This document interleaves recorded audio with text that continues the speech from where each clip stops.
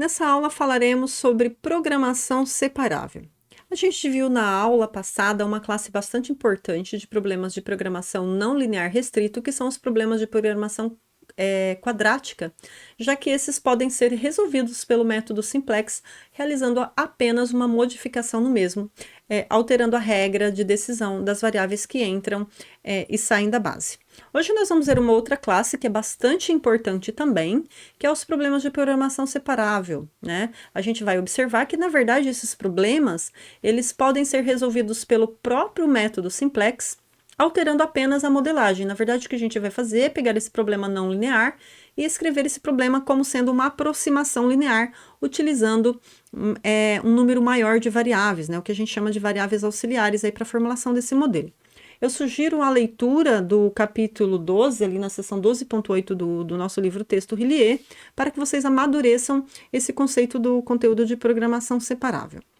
Então, vamos começar definindo esses conceitos. Então, a gente vai dizer que uma função é separável quando a gente tratar, então, um caso especial de programação convexa. Então, prestem atenção nesse termo. Então, a gente está considerando problemas de programação convexa. Então, a gente está supondo que a gente tem, para problemas de maximização, funções côncavas com restrições convexas e para problemas de minimização, funções côncavas com restrições funções convexas com restrições côncavas, tá?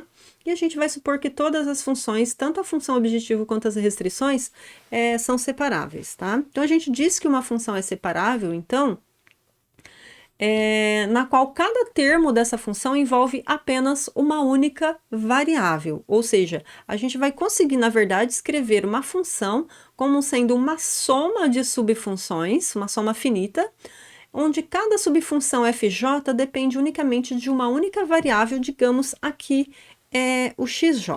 Então, para a gente entender, vamos considerar esse exemplo. Então, a gente observa aqui que esse exemplo é uma função quadrática, uma função de grau 2.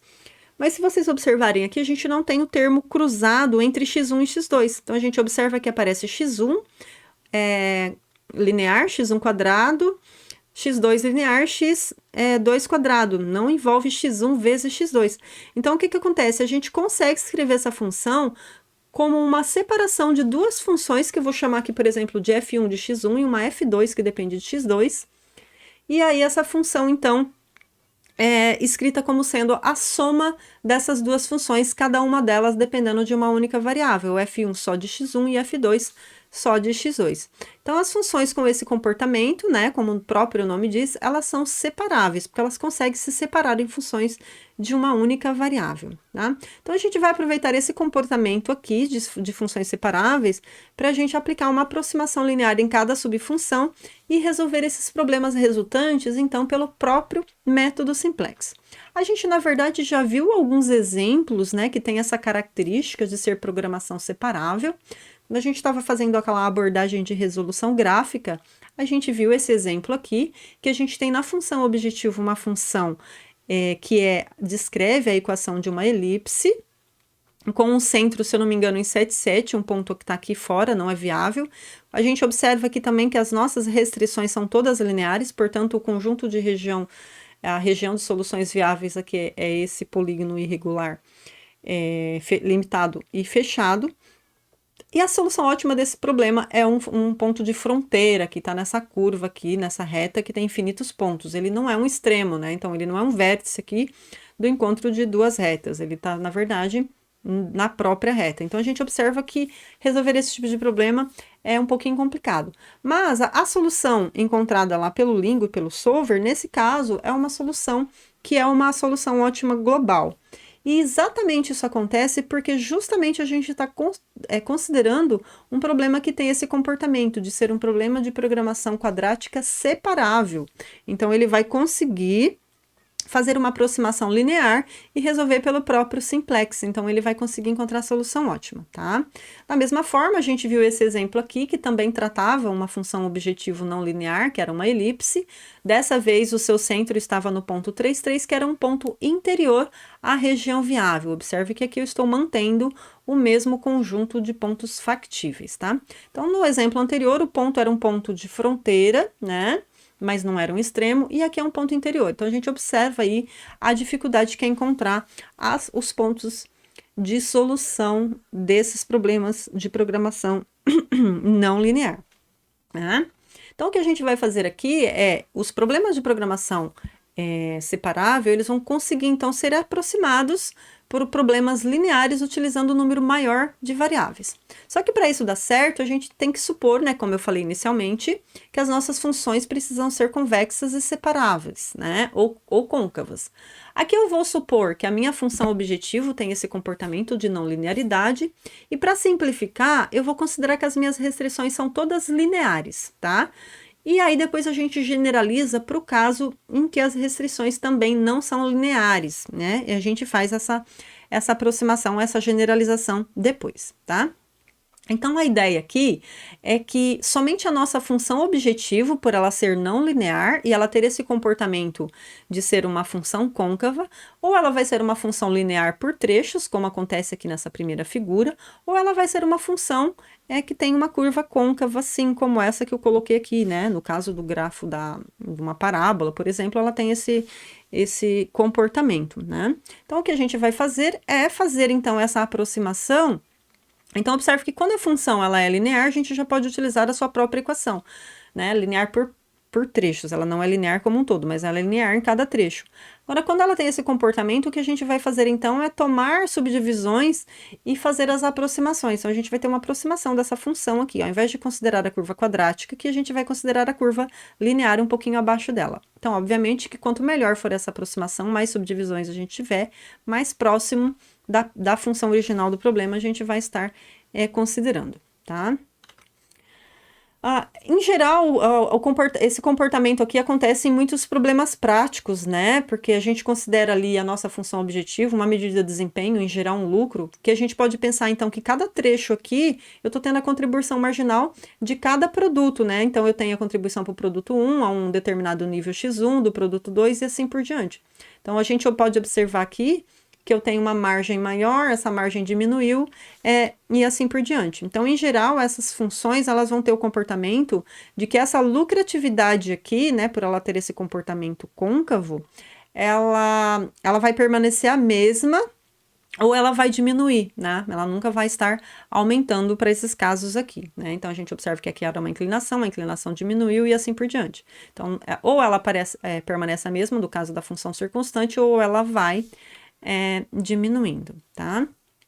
E como eu falei, muitas situações práticas vão acontecer com esse comportamento, né? Por exemplo, você vende uma quantidade limitada por um determinado preço, depois passou daquele limite você dá um desconto e assim por diante, né? Então, essa margem vai diminuindo, né? Até mesmo quando você compra matéria-prima, né? Então, você tem um determinado custo, se você compra menos, se você compra maior, você tem um desconto ali e assim por diante, isso vai alterando o seu lucro marginal ali, né? Então, o que a gente vai fazer é essa aproximação, como eu comentei. Então, a gente vai dividir o nosso intervalo maior, no nosso espaço de busca, em subintervalos, e a gente vai, então, calcular ali, né, como a gente conhece a curva, para cada ponto de quebra ali no espaço de busca, a gente consegue calcular o valor da nossa função lá. Então, a gente tem para cada xi o f de xi lá correspondente. Então, a gente tem ali como fazer esse segmento de reta ligando esses dois pontos aqui, né? Então, o que a gente precisa fazer, na verdade, é calcular essas inclinações dessas retas para poder levar isso em consideração na nossa função objetivo. Então, observe aqui que a linha tracejada é a aproximação e a linha preta é a função, a linha contínua é a função original do nosso problema, tá? Então, a gente vai considerar, para o caso em que a variável já é linear, a gente pode considerar a mesma, né? No caso, que é linear por partes, no caso.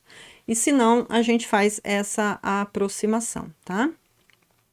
Então, pra gente entender um pouquinho como que isso vai ser feito, então a gente vai... Deixa eu só repetir essa figura aqui, que eu acho que vai ajudar o entendimento. Eu vou colocar ela aqui no cantinho, eu diminuo aqui um pouquinho, só pra gente olhar junto aqui, que eu acho que vai ficar mais fácil o entendimento. Então, observe que o que a gente vai fazer é o seguinte, ó. No nosso espaço de busca, eu tenho uma variável x que eu não sei onde ela está. Então, eu vou quebrar o meu intervalo de busca em subintervalos. Digamos que aqui eu quebrei em 3, como aparece nessa figura. Então, eu tenho o trecho aqui até o 1, até um certo U2 e até um certo U3, digamos assim. Então, a minha variável de decisão, x, ela vai ter uma contribuição que está no primeiro intervalo, uma contribuição do segundo intervalo, uma contribuição do terceiro intervalo. Mas, na verdade, a gente vai colocar essas restrições para que cada x ele tenha aquela contribuição de maneira única, tá? Então, a gente vai escrever aqui a nossa variável original xj como sendo a soma de 3 variáveis, que é o j1, 2 e 3. Então, para cada j, para cada xj, ele vai ter 3 representantes em cada um desses intervalos, tá? E aí, eu vou exigir que cada xj desse auxiliar, ele esteja dentro de cada um desses subintervalos que eu quebrei. Então, o primeiro tem que estar dentro do primeiro intervalo, o segundo dentro do segundo intervalo e o terceiro dentro do terceiro intervalo. Na verdade, amplitude do intervalo, que a gente vai considerar, na verdade, a amplitude do intervalo ali, né? Então, que eu pego a amplitude no primeiro intervalo, do segundo, quando eu somo tudo, eu tenho a amplitude inteira de contribuição. Então, a gente vai colocar essas restrições aqui para poder garantir, então, que eu tenha essas contribuições. E aí, a nossa nova função objetivo, ela vai ser escrita, então, em função não mais de xj, e sim das novas variáveis que eu acabei de criar, multiplicadas pelas inclinações. Então, observe que a inclinação no primeiro trecho, é SJ1, né? Vou chamar de S1, S2, S3, porque eu estou fazendo isso para cada J. Então, eu tenho uma inclinação S1, uma inclinação S2 e uma inclinação S3, que isso é feito fazendo ΔY por ΔX, a variação em Y pela variação em X, tá? Isso é tranquilo, a gente vai ver um exemplo já já. Então, aqui a nossa nova função, como eu quebrei a minha região em 3 sub-regiões, então vai ter a contribuição das 3 inclinações. Então, a primeira variável vai estar multiplicada pela primeira inclinação, a segunda variável pela segunda inclinação e a terceira assim por diante, tá? Se eu tiver N partições, eu teria uma soma de 1 até N aqui para definir essa nova função objetivo. Para as restrições, em cada lugar que apareceu xj, eu vou acrescentar, então, essa soma dessas variáveis xj's que eu criei aqui, né? Se eu tenho 3 intervalos, então eu tenho 3 somas para cada uma delas. E eu não posso esquecer de acrescentar no meu modelo essas restrições aqui para garantir que a amplitude de cada contribuição esteja dentro da partição que você considerou, tá? Isso daqui, então, é feito para garantir que quando você está no segundo intervalo, quando o seu x1 está no primeiro intervalo, no segundo intervalo ele é 0. Quando você está no segundo intervalo, no terceiro intervalo ele é 0, tá? Então, se ele tem valor aqui, ele não tem nem no 2 e nem no 3. Se ele tem valor no 2, ele não tem valor no 3. Então, é mais ou menos essa ideia que a gente vai colocar. Ou seja, o xj2 é 0 toda vez que o xj1 estiver no primeiro intervalo, e o xj3 é 0 toda vez que o xj2 estiver no segundo intervalo, tá? E por que a gente precisa colocar essa restrição adicional aqui, que a gente chama, na verdade, de restrição especial? Na verdade, para poder ter, como eu falei, a nossa função ela precisa estar bem definida, ela não pode ter mais de um mesmo valor no mesmo ponto. Então, no mesmo ponto, ela tem que ter o mesmo valor. Então, ó, só para a gente imaginar que se eu não tivesse colocado aquela restrição ali, aconteceria esse comportamento aqui. Então, vamos supor que no 1, no xj igual a 1, né? Toda vez que eu tiver, então, o JK, que eu tiver no intervalo a partir do 1, então o FJ de 1 ele tem que ser igual ao SJ1 pela definição que a gente acabou de dizer. Mas o meu XJ, ele é a soma do XJ1 mais XJ2 mais XJ3. Então, XJ igual a 1, vou substituir o 1 aqui, certo? Então, observem que aquela restrição que a gente colocou ali, então, vamos pensar aqui no caso mais simples, que seja binário, só para facilitar nosso entendimento. Então, seria, por exemplo, 000, 10, 0, 010 e 001, se eu colocasse cada um de cada vez, sendo o valor 1, tá? Para que esteja num único intervalo lá. Então, observem que nessa primeira combinação aqui, 100, a minha FJ no 1, ela valeria o SJ1. Nessa segunda combinação, 010, ela valeria SJ2, e no 001 ela valeria o SJ3, né? Porque pela própria definição lá, como a gente colocou, certo? Porque eu vou estar colocando essa soma aqui. Mas, na verdade, a única que vai acontecer aqui, na verdade, de fato, é a primeira, quando a gente coloca aquela restrição, tá? Então, ele é 1. Se ele é 1 no primeiro intervalo, os outros dois é 0, né? Se ele é 1 no segundo intervalo, o outro é 0, e assim por diante. Então, na verdade, as três não acontecem ao mesmo tempo quando a gente coloca aquela restrição. Então, a nossa função, no mesmo ponto, ela não pode assumir os três valores, porque essas três condições, elas não acontecem ao mesmo tempo, né? Obviamente que eu imaginei aqui binário só para facilitar o entendimento, mas na verdade eu poderia fazer isso aqui para qualquer outra combinação contínua, tá bom? Que a gente está supondo aqui que o nosso xj é a soma dessas três quebras que a gente fez no intervalo, e a nossa restrição ali, ela exige que o xj2 seja 0 toda vez que o xj1 seja menor ou igual a ij1, ou seja, que o xj tá, se ele está no intervalo anterior, no próximo intervalo ele é 0, né? Aquela interpretação que eu tinha acabado de fazer ali. E a nossa função objetivo, então, ela é escrita dessa forma aqui, né? Então, substituindo esses valores aqui, a nossa função objetivo teria 3 valores diferentes. Isso não pode acontecer. Então, por isso que a gente bota aquela restrição ali. A restrição especial, então, ela vai garantir que só a primeira aconteça. Como a gente está supondo que as nossas funções f são côncavas, né? A nossa função objetivo são côncavas, então é aquele conceito que eu te falei, a lucratividade marginal, ela vai diminuindo, ela nunca aumenta. Então, na verdade, a gente vai ter ali inclinações, a primeira maior que a segunda, maior que a terceira, assim por diante.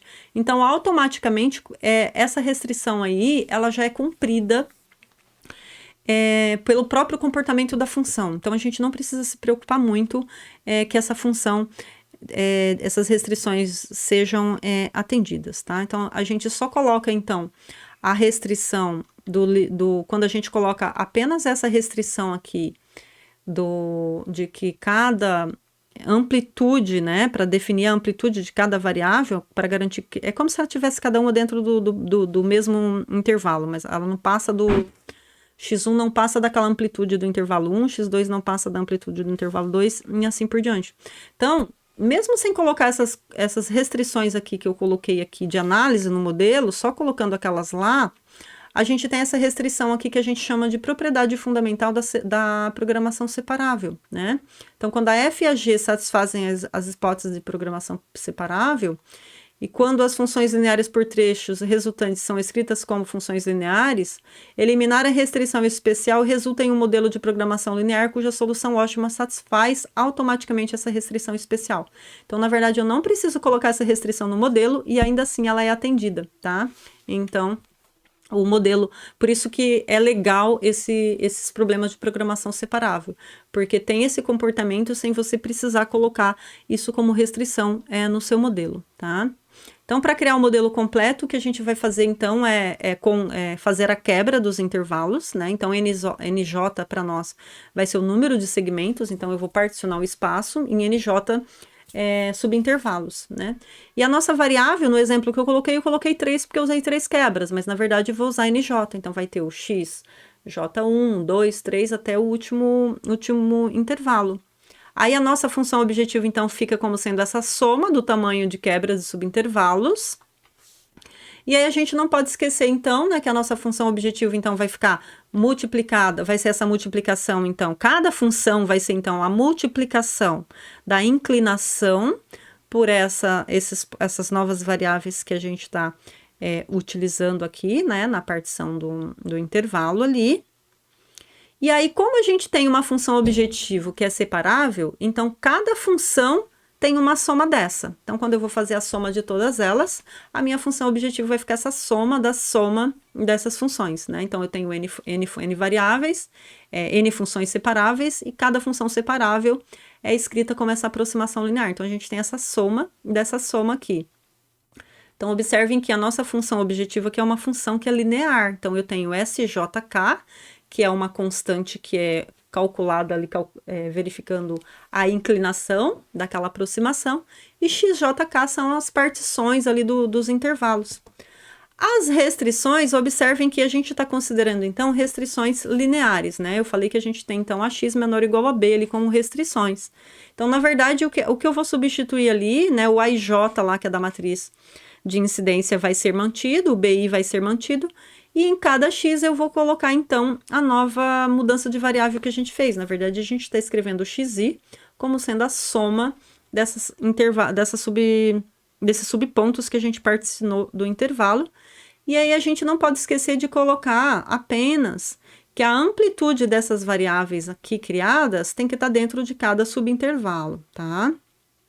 A restrição de não negatividade de cada uma delas e aquela restrição especial que eu usei, que eu expliquei ali, não precisa ser agregada no modelo, mas mesmo assim ela vai ser atendida quando você resolve esse problema, tá? Então, esse aqui é o modelo de programação separável. Eu sugiro que vocês anotem no resumo de vocês, porque a gente vai precisar desse modelo aqui para aplicar a aproximação nos problemas de programação separável para resolver esses problemas via método simplex usual, tá bom? Então, o que a gente vai fazer as restrições de não negatividade, porque eu estou considerando que a minha restrição inicial, que é o x é a soma dos xj's, eles são não negativos. Mas eles não precisam ser colocadas no modelo, uma vez que eu já estou colocando que cada uma delas, cada uma parte das subvariáveis são não negativas. Então, estou com soma de coisas positivas que vai continuar uma coisa positiva. Então, essa última restrição aqui, se você colocar no teu modelo, vai ser uma restrição redundante. Então, nem precisa agregar essa restrição no seu modelo, né? Porque a gente está supondo que o XJ é a soma das subvariáveis na partição do intervalo ali, isso já vai estar garantido.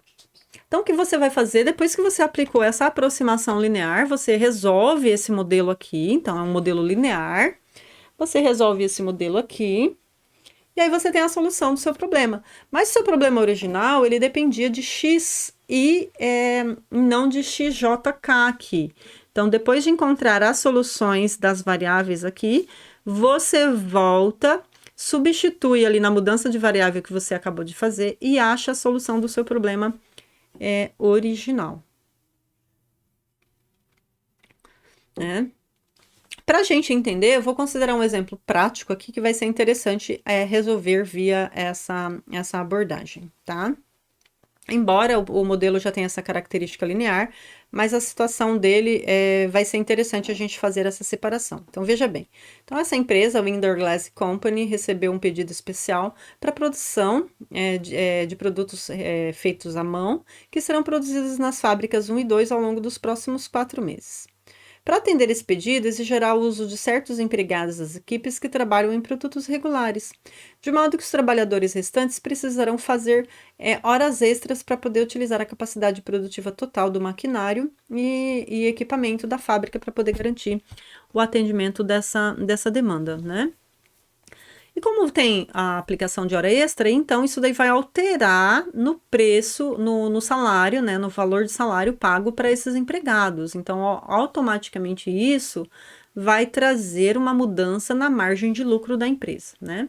Então, particularmente para os 2 novos produtos, será necessário o tempo de hora extra para utilizar os últimos 25% da capacidade produtiva disponível na fábrica 1 para a produção do produto 1, e para 50% da capacidade da fábrica 2 para o produto 2. Então, observem que aqui tem um custo adicional, né? Então, o custo adicional para a utilização de hora extra reduzirá o lucro para cada unidade envolvida, que cairá para o produto 1 de 3 para 2, tá? Então, como aumentei o pagamento em hora extra, eu ganhava 3, agora eu vou ganhar só 2 na produção do produto 1. E da mesma forma do produto 2. No produto 2 eu ganhava 5 e agora eu só vou ganhar 1 com o pagamento de hora extra, né? E aí eu tenho aqui a descrição da curva dos lucros para a produção do produto 1. Então, eu começo ganhando. Para uma produção até 3, eu tenho essa margem aqui. E para a produção de 3 até 4, eu tenho essa nova margem. Então, observe que a margem diminuiu para a produção do produto 1. E a mesma coisa para o produto 2. Então, eu tinha essa margem e passei a ter essa nova margem aqui no novo intervalo de produção, já que eu estou pagando hora extra. Tá? Então, observem que aqui a gente já tem bem aquele comportamento que a gente colocou nos gráficos anteriores ali. A nossa função não é linear, mas ela é linear por trechos, né? Então, ela é linear no primeiro intervalo, linear no segundo e assim por diante, né? Então, aqui, na verdade, a nossa função, ela já é uma função linear por partes, a gente pode usar a própria reta, a própria função aí para fazer a aproximação. Mas o método é o mesmo, já que a gente precisa calcular essas inclinações, né? Que a gente considera, na verdade, é a inclinação. Então, como que vai ficar aí a nossa modelagem e como que eu vou resolver essa problemática? Então, observe que se você modelar esse problema aqui, como um modelo de programação linear simples, né, considerando x1 a quantidade de produção do produto 1, x2 a taxa de produção do produto 2, né, você teria, então, a margem calculada, será que ela estaria bem otimizada? Vamos analisar esse ponto, né? Então, a gerência decidiu ir em frente, fazer essa análise, fazer essa contratação em horas extras, então ela quer saber o quanto produzido o produto 1, quanto produzido o produto 2, de modo a otimizar esse lucro aí, né? Além disso, ela considera que as taxas de produções atuais, x1 igual a 2 para o produto 1 e x2 igual a 6 para o produto 2, devem ser alterados. Então, ou seja, eu preciso saber quanto produzido do produto 1 e do produto 2 também, né? Então, se a gente modelasse ele normalmente, esse aqui seria o modelo, né? Então, eu tenho a margem de 3, produto 1, a margem de 5, produto 2, as restrições de capacidade e assim por diante, isso na base original. Mas quando eu altero a minha margem de lucro pagando hora extra, essa função precisa ser alterada, né? Então, o que a gente vai fazer é a taxa de produção do produto 1, ela vai ter, então, uma taxa de produção que é feita em hora regular e uma taxa de produção que é feita em hora extra, né? Então, eu vou querer saber ali o quanto ele vai trabalhar em hora regular e quanto vai trabalhar em hora extra. Certo? E vou fazer a mesma análise para o produto 2, né? Então, a quantidade de produção em hora regular e a quantidade de produção trabalhada em hora extra, já que eu pago mais caro quando o empregado trabalha em hora extra. Então, na verdade, o modelo vai ter que identificar o quanto trabalhar em hora regular e quanto trabalhar em hora extra para a produção dos produtos 1 e 2, respectivamente, né? Então, pela própria característica da nossa problemática aqui, né? A nossa função já era segmentada em 2 níveis, né, em 2 intervalos, então a gente vai considerar a divisão de 2 intervalos, já que a gente tem a inclinação prontamente fácil para calcular ali. Mas se a função fosse não linear, você poderia, de repente, decidir, ou a maioria dos problemas dão esse ponto de quebra, então não se preocupem com isso, quanto à definição dos pontos de quebra ali da aproximação. Então, a gente vai incorporar os dados das taxas de produção máxima em horário normal, em hora extra no modelo genérico, e aí a gente vai tentar resolver, né? Então, observem que aqui, né, por essa característica de ter esses 2 segmentos, então a gente vai considerar duas partições para cada produto, né? Vocês vão observar que, para exemplos diferentes, a gente pode ter quantidade de partições diferentes para produtos. Então, poderia ter 2 aqui, 3 lá, ou 4 aqui, 8 lá e assim por diante. Vai ser muito particular de exemplo para esse exemplo, e aqui foi uma coincidência que tivemos 2 e 2 em particionamento em cada um dos casos da taxa de lucro ali, tá? Então, o primeiro passo que a gente precisa fazer é calcular a inclinação no primeiro trecho e a inclinação no segundo trecho, para o produto 1 e para o produto 2. Então, observem que a gente vai fazer a variação de y pela variação de y, então vai ficar aqui o S1, que é a inclinação no primeiro intervalo aqui do produto 1, vai ser, então, 9 menos 0 dividido por 3 menos 0, tem uma inclinação de 3. Depois eu faço o S1, 2, então vai ser ponto final menos inicial, 11 menos 9, dividido por 4 menos 3. Estou fazendo ΔY por ΔX, então eu tenho uma inclinação de 2. Da mesma forma que vai ficar 15 por 9, 15 menos 0, dividido por 3 menos 0, no primeiro uma inclinação de 5, e depois 18 menos 15, dividido por 6 menos 3, uma inclinação de 1, tá? Então, aqui a gente tem as inclinações. Determinadas as inclinações, a gente lembra, então, que a nossa função objetivo vai ser multiplicada, então, por essas inclinações e as variáveis auxiliares utilizadas. Lembrando que a gente criou ali as nossas variáveis auxiliares, como sendo x1r, que eu chamei de hora irregular, e x1e, que é a hora extra para o produto 1, da mesma forma para o produto 2, x2r, a irregular do produto 2, e x2e, a hora extra do produto 2, né? Então, aqui eu repeti o nosso modelo completo genérico lá atrás. Então, eu vou multiplicar aqui essas inclinações que a gente acabou de encontrar por as variáveis. Então, observem que eu tenho o S1 é igual a 3, Então, vai ficar 3 vezes x1r mais 2 vezes x1e. Depois, eu faço a inclinação do produto 2. Então, vai ficar 5 vezes x2r mais 1 vezes x2e, tá? Então, faço tudo do produto 1, depois tudo do produto 2, já com as suas respectivas inclinações aqui. Então, aqui está o nosso modelo original. Então, observem que a gente esquece agora a nossa função objetivo original, que era 3x1 mais 5x2, e a nossa função objetivo ficou aqui, tá? Então, eu destaco novamente que eu estou considerando o problema que já era linear.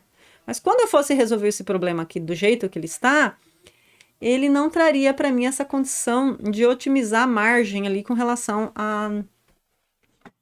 a hora regular e hora extra. Depois a gente faz a comparação da solução desse modelo original com a solução do novo modelo para vocês compararem. E aqui nas restrições, observe que eu tenho uma restrição linear x1 menor ou igual a 4. Mas o meu x1, agora, ele passou a ser x1r mais x1e. Então, no lugar do x1, eu vou colocar x1r mais x1e. Então, observe que eu substituí x1 no lugar que tem x1. E vou substituir x2 por x2r mais x2e no lugar que tem x2. Então, aqui e aqui. 2 vezes x2 menor ou igual a 12. E aqui somando também nessa outra, mais 2x2 menor ou igual a 18. Não esqueço das negatividade e não negatividade. Então, cada uma dessas variáveis que eu estou utilizando, elas devem ser não negativas. E os limitantes lá da amplitude do intervalo, né? Então, eu vou voltar de novo aqui na figura. Ó, a amplitude do intervalo diz que a amplitude do primeiro intervalo vai ser ponto final menos inicial é 3. E a amplitude do segundo intervalo é 4 menos 3, que é 1 no primeiro produto. A análise é feita para o segundo produto também, então a amplitude do primeiro intervalo é 3 menos 0, que é 3, e depois 6 menos 3, que é 3. Então, vai ficar 3, 1, 3, 3. Então, observem que aqui a gente ganhou, então, as restrições que x1 é menor ou igual a 3, x1e menor ou igual a 1, x2r menor ou igual a 3 e x2e menor ou igual a 3. Isso aqui para poder garantir que a função esteja unicamente definida e que aquela restrição especial seja garantida, né? Então, quando você coloca isso daí, o problema tá bem definido e a gente consegue resolver. Sugiro que vocês resolvam esse modelinho aqui no Lingo, né? Então, após resolver esse modelinho aqui, vou já apresentar a solução aqui para vocês no próximo slide. Antes disso, eu vou comentar que, embora eu não coloquei lá na formulação essa questão de que o nível máximo de hora extra, o nível máximo de hora normal, ele deve ser priorizado com relação à hora extra, já que a margem de lucro em hora regular é maior que a margem do hora extra, o modelo ele vai conseguir atender essa formulação, tá? Não há nada no modelo que exija que todo o tempo normal disponível para o produto seja totalmente utilizado antes de qualquer hora extra seja utilizada. A gente não colocou nada nisso no modelo, né? Ou seja, será que eu não posso ter x1, o tempo do hora extra maior que 0, mesmo que o x1 regular seja menor que 3? Né? A gente vai tentar analisar esse comportamento, a mesma análise para o produto 2. Então, a gente vai analisar algumas respostas possíveis ali com a resposta ótima obtida do modelo, né? Bom, só que quando a gente tem essas soluções aqui que acontecem isso aqui, elas não são aceitáveis, ela não vai trazer o ótimo. O ótimo vai ser quando eu usar o maior tempo possível em hora normal, só usar hora extra quando a capacidade do hora normal acabou, não for mais possível, né? E é exatamente aquela restrição especial que a gente colocou lá vai fazer com que isso seja atendido. Então, a gente vai observar que, de fato, a solução do modelo vai fazer com que essa restrição, mesmo sem estar presente no modelo, ela seja atendida, tá? E é isso que se torna interessante, tá? Então, a gente vai fazer aqui o detalhamento de como essa solução vai ser feita, né? A gente colocou então ali, né, duas variáveis de decisão para cada produto, em que a gente separou cada parte dela por hora regular e extra, e mesmo que essa solução, se ela não vier a cumprir com esse critério, a gente consegue transformar ela para cumprir esse critério, tá? Mas vocês vão observar que de fato ela acaba cumprindo. Então, se ela não cumprir, é só você substituir, né? Vamos supor que o seu x1 foi o valor dado, e o X de hora extra está maior que o regular. Então, você vai passando aquela cota do hora extra por hora regular, sem alterar o valor de X1, porque o X1 depende desses dois valores, e assim por diante, né? Então, só para a gente entender aqui, ó, fazendo aquela solução... Opa, passei rápido aqui. Fazendo aquela solução daquele modelo ali no Lingo, a gente observa que a gente tem um lucro ótimo de Z igual a 26, com X1R igual a 3, X1 extra igual a 1. Então, observem que eu tô com o X1 igual a 4 aqui, né? Porque o X1 é a soma do regular mais o extra, hora extra igual a 4. Então, a gente tem atendido a primeira restrição lá do problema. E a gente tem aqui o X2R igual a 3 e o X2 extra igual a 0. Então, a gente observa aqui que o modelo foi capaz de encontrar a solução já atendendo essas restrições, né? De aumentar o máximo possível para a produção, né? Vou pegar o modelo aqui, pronto, repetir o modelo aqui só para vocês compararem isso, né? Então, observem que o X1 ele pode assumir no máximo 4, então observe que a gente já tem aqui, o X1 igual a 4, quando a gente faz 3 mais 1, né, o regular mais o extra, ele vai dar o próprio 4, então ele já está na taxa máxima ali. O outro aqui também, né? A gente já tem o X2 regular é igual a 3, então já está satisfeita a outra restrição aqui, tá? Se a gente substituir aqui, vai estar garantido. Se você resolver o problema original sem colocar isso aqui, você não vai chegar, não vai chegar nesse resultado, tá? Se a gente analisar algumas outras situações aqui, ó, por exemplo, X1R igual a 1, X1E igual a 1, X2R igual a 1, X2E igual a 3, vai nos levar a uma função objetivo igual a 13, né? E aqui, por exemplo, nessa outra combinação aqui, ó, eu tenho X1 igual a 1, X1, o regular igual a 1, o extra igual a 1, a produção é igual a 2. Então, observe que eu estou no mesmo nível de produção desse aqui, que é 1 e 1, X1 vai dar 2, e aqui também é 2. E aqui eu tenho o X1 regular igual a 1 e o extra igual a 3. Então, observem que eu tenho uma produção do X2 igual a 4. Isso aqui, se for alterado, ele vai passar dessa solução Z igual a 13, né? Sem alterar os níveis de X1 e X2, mantendo em 2 e em 4. Por exemplo, jogando esse 1 tudo em regular e 0 em extra. Eu tenho essa combinação aqui. E eu vou pegar esse 3 aqui e vou jogar no máximo que o 3 é permitido, que é 3. Então, eu consigo chegar ali, ó, na mesma taxa de produção X1 igual a 2, X2 igual a 4, com um lucro de 13 ou um lucro de 22, tá? Então, assim, só para você observar como foi importante colocar esse modelo de programação separável para trazer uma função, um problema que não era linear, né? Se você colocasse o problema daquele jeito, você não conseguiria resolver.